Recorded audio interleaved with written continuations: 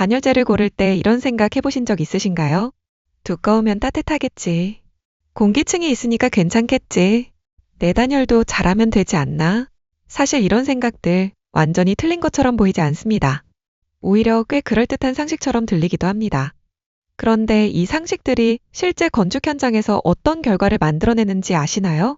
필요도 없는 두께의 예산을 낭비하고 단열이 전혀 되지 않는 공기층을 믿고 방치하고 내단열로 시공했다가 해마다 곰팡이와 싸우는 상황. 잘못된 상식 하나가 수십 년 동안 집안에 남아 매년 반복되는 하자와 에너지 낭비로 고스란히 되돌아옵니다. 더 충격적인 건 이런 오해들이 일반인 수준에서 끝나는 게 아니라 여전히 건축 현장에서도 아무런 의심 없이 통용되고 있다는 사실입니다. 오늘은 단열재에 관해 가장 널리 퍼져 있지만 실제로는 잘못된 상식 5가지를 현장 기준으로 하나씩 짚어보겠습니다. 끝까지 보시면 단열재를 고르는 기준이 완전히 달라질 겁니다.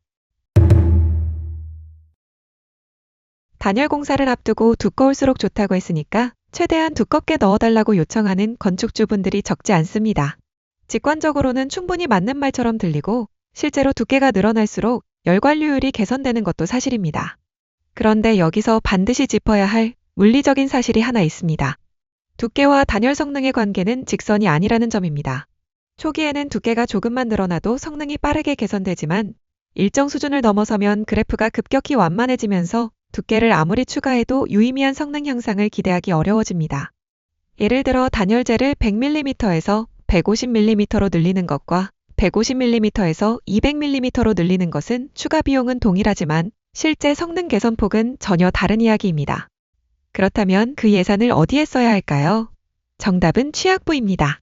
창호 주변, 슬래브 접합부, 외벽 모서리처럼 열이 집중적으로 새어나가는 구간을 먼저 보완하는 것이 이미 충분한 두께의 벽체 단열재를 계속 늘리는 것보다 단열 효율 측면에서 훨씬 합리적인 선택입니다.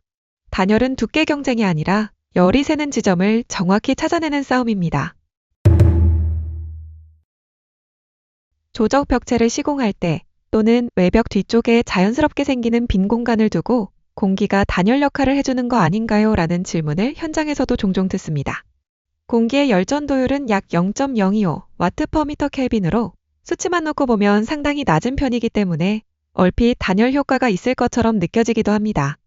그런데 왜 건축 기준에서는 단열로 인정받지 못할까요? 핵심은 대류입니다. 실내외 온도차가 발생하면 공기는 결코 가만히 있지 않습니다.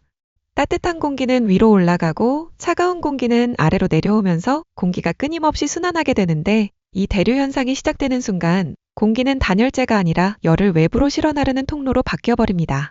실제로 국내 건축 기준에서도 단순한 공기층은 단열 성능으로 인정하지 않으며 유일한 예외는 복층 유리처럼 완벽하게 밀폐되어 대류 자체가 차단된 구조뿐입니다. 공기층이 있으니 괜찮겠지라는 판단으로 단열재 시공을 생략하거나 축소했다면 그 벽체는 지금 이 순간에도 쉬지 않고 열을 외부로 내보내고 있습니다. 비드법이 낫나요? 압출법이 낫나요? 혹은 PF보드가 제일 좋다던데요. 단열재를 처음 알아보는 분들이 가장 많이 하는 질문입니다. 각 소재마다 이름도 다르고 생김새도 다르니 당연히 기본 성능도 다를 것이라고 생각하게 됩니다. 물론 단열재에 따라 각각 단열 성능을 결정짓는 열전도율이 서로 다릅니다. 그런데 여기서 한 가지 흥미로운 사실이 있습니다. 비드법이든 압출법이든 PF보드든 단열재를 구성하는 순수한 물질 자체의 단열 능력은 소재 간에 사실상 크게 다르지 않습니다. 그렇다면 현실에서 나타나는 성능 차이는 어디서 생기는 걸까요? 결정적인 요인은 그 물질 안에 갇혀있는 가스의 종류와 그 가스가 얼마나 오랫동안 유지되느냐에 있습니다. 단열재 내부의 기포 안에는 공기보다 열전도율이 훨씬 낮은 특수 발포가스가 채워져 있는데 이 가스가 얼마나 촘촘하게 갇혀 있느냐, 그리고 시간이 지나도 빠져나가지 않고 유지되느냐가 실제 성능을 좌우합니다. 이것이 단열재를 선택할 때 소재 이름 하나만 볼 것이 아니라 밀도와 셀 구조, 그리고 장기 성능 유지력까지 반드시 함께 확인해야 하는 이유입니다. 지하층 공사를 앞두고 어차피 다 마를 텐데 비드법 써도 괜찮지 않나요? 라는 질문은 현장에서 실제로 자주 받는 질문입니다. 비용 절감 차원에서 충분히 나올 수 있는 생각이지만 소재에 따라 결과는 완전히 달라집니다. 수분에 장기간 노출된 뒤 동결과 해동을 반복하는 가혹한 조건의 실험 결과를 보면 소재별 차이가 확연하게 드러납니다.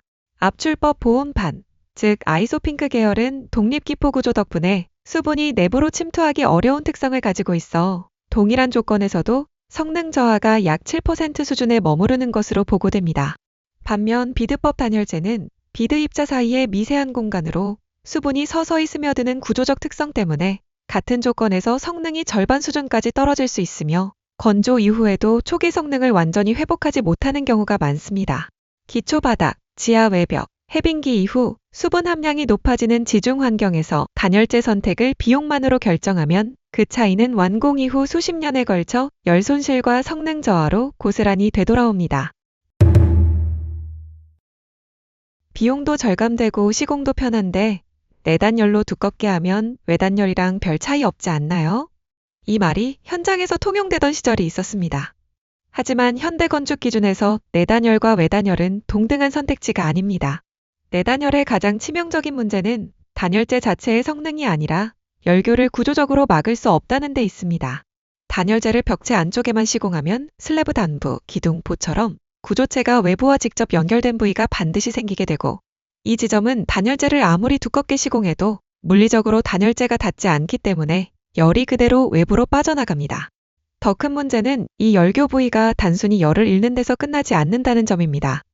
표면 온도가 낮아져 이슬점 이하로 떨어지는 순간 결로가 발생하고 결로가 반복되면 단열재가 수분을 머금으면서 곰팡이로 이어집니다. 붙박이장 뒤에 해마다 곰팡이가 생긴다. 외벽 모서리 쪽 벽지가 매년 뜬다는 하자 민원의 상당수가 바로 이 열교 문제에서 비롯됩니다.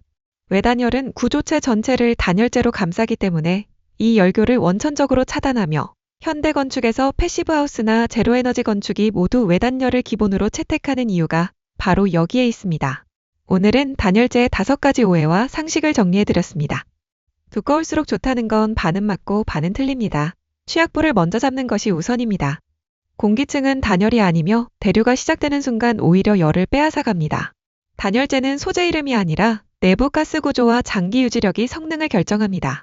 물에 젖은 단열재는 건조해도 완전히 회복되지 않으며 소재에 따라 그 차이가 극단적으로 벌어집니다. 내단열은 구조적으로 열교를 막을 수 없으므로 외단열 시공이 가능한 경우 외단열 시공이 권장됩니다. 단열재는 한 번 시공되면 건물을 해체하지 않는 이상 바꾸기 어렵습니다. 지금 이 영상을 보셨다는 건 적어도 그 선택을 가볍게 하지 않겠다는 뜻일 겁니다. 저희 에너가드 컴퍼니는 오랜 현장 경험을 바탕으로 각 건물의 용도와 환경에 맞는 정확한 자재와 정확한 정보를 함께 제안해드립니다. 자재 선택이 막막하거나 현장 조건에 맞는 단열 솔루션이 필요하시다면 언제든 문의 주시기 바랍니다. 이상 친환경 단열재 제조 전문기업 에너가드 컴퍼니였습니다. 시청해주셔서 감사합니다.